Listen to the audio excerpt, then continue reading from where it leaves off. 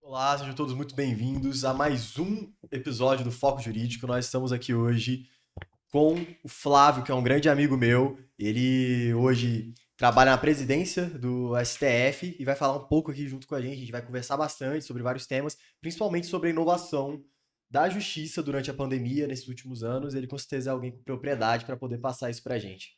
Então, é isso aí. Seja bem-vindo, Flávio. Valeu, obrigadão por estar aqui.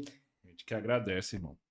Pois é, mas assim, falando sobre justiça, eu estou lá na assessoria internacional do STF, e se eu tivesse na iniciativa privada, eu era social media. Porque a gente trabalha com redes sociais, principalmente Twitter, e trabalha também com o Portal Internacional, que é uma versão diminuída do Portal do Supremo, só que uma versão em português, mais focada na área internacional, e a gente reproduz ela também em inglês e espanhol. Cara, eu acredito que a grande maioria das pessoas sequer sabe que tem essa Portal desse, função aí que você exerce. Pô, o cara tá trabalhando na presidência do STF com gestão de informações, mídias sociais, Twitter. É muito louco. Eu acho que você tá aqui justamente para fazer, e isso hoje vai fazer com excelência, né? Que é mostrar esse outro lado, talvez um pouquinho mais interessante do serviço público pra galera. Com certeza. O pessoal pensa assim, eu trabalho no tribunal, qual gabinete? Já é a pergunta da sequência, porque você tem que trabalhar fazendo decisão. Tem que ser analista. Você tem que ser analista fazendo decisão, linha de produção de decisão. E é claro, a gente tem muita gente que trabalha produzindo decisão, né, organizando jurisprudência e trabalhando diretamente na atividade fim do tribunal. Mas a gente tem também muita gente que trabalha com outras atividades.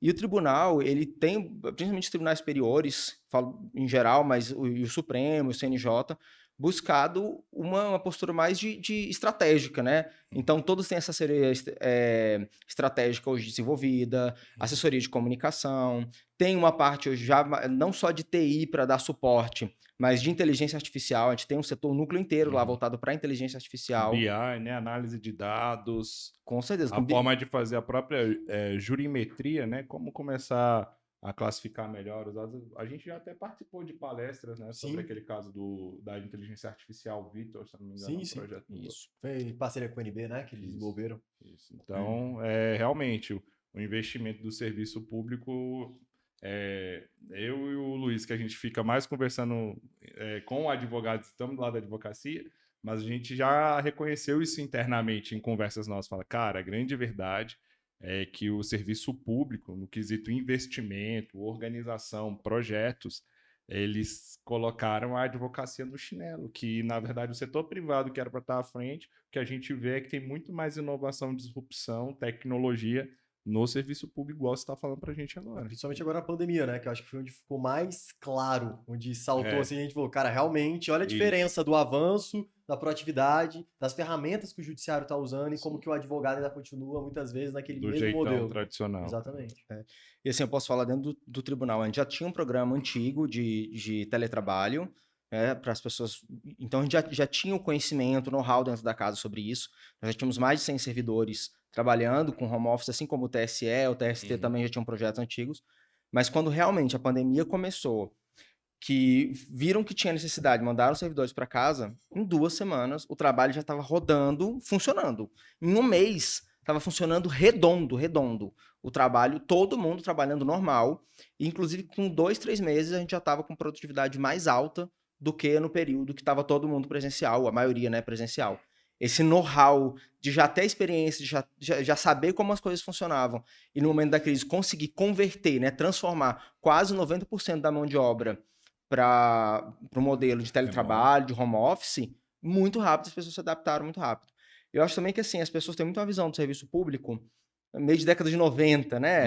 A repartição, o povo carimbando o processo, e tira uma cópia autenticada e aquela coisa. Eu só lembro de eu pedindo carga. Aí indo lá, o povo escaneando aqueles processos de 4 metros lá naquelas copiadoras gigantes. Minha lembrança do primeiro semestre de faculdade. Eu tenho quase 10 anos de serviço público, né, no Supremo. E quando eu entrei, a gente ainda trabalhava com papel. Você entrou lá com 12 anos de idade, não sabe, você entrou num programa de pequeno aprendiz, melhor. Desse jeito, cheguei cara lá. Tem 10 anos de serviço público. 10 anos. Eu fui precoce. Mas eu cheguei lá, a gente ainda tinha coisa que a gente imprimia, o documento já nascia digital, né? Porque era feito no Word e tal, mas tinha coisa que a gente imprimia e depois escaneava para poder fazer o arquivo. Mas era aquela transição ainda. Hoje os processos são todos digitais, você consulta tanto os processos internos pelo SEI, como os processos judiciais, tudo isso aconteceu. Mas eu acho que tem um fator importante, que o judiciário, ele enfrentou um desafio que foi a transformação da sociedade brasileira numa sociedade de massa. Sim. Você começou a ter, por exemplo, processo contra a Caixa Econômica, e aí você não tinha 20 processos, você tinha 200 mil processos. 200 mil sobre o mesmo tema. Sobre o mesmo tema. E aí, tanto no volume que começou a crescer muito de ações, como você começa a ter coisa muito repetitiva, e o judiciário, eu acho que ele foi empurrado para a inovação. Sim. Empurrado porque a lei não prevê, mas tem que dar um jeito de fazer. Vamos começar a jogar em lista, vamos começar a gerenciar essa informação. Jogar numa tabela do Excel. Tabela do Excel, vamos tentar produzir. Eu acho que isso empurrou o judiciário e fez o judiciário perceber mais rápido, eu acho, do que outras áreas, do que a própria advocacia, a importância da tecnologia. Do profissional de TI, que não é o cara que conserta a impressora. Professor, é outra história. Tem outra história. É o cara que dá a infraestrutura, que base de dados, servidor. Exatamente. Então você, por exemplo, a gente tem muito contato, como eu estou na assessoria internacional, muito contato com os outros países do Mercosul e do BRICS também. Então quando a gente mostra para eles que a gente tem um banco de dados com todas as decisões do Supremo, 100%, de 1950 para cá, estão todos num banco de dados.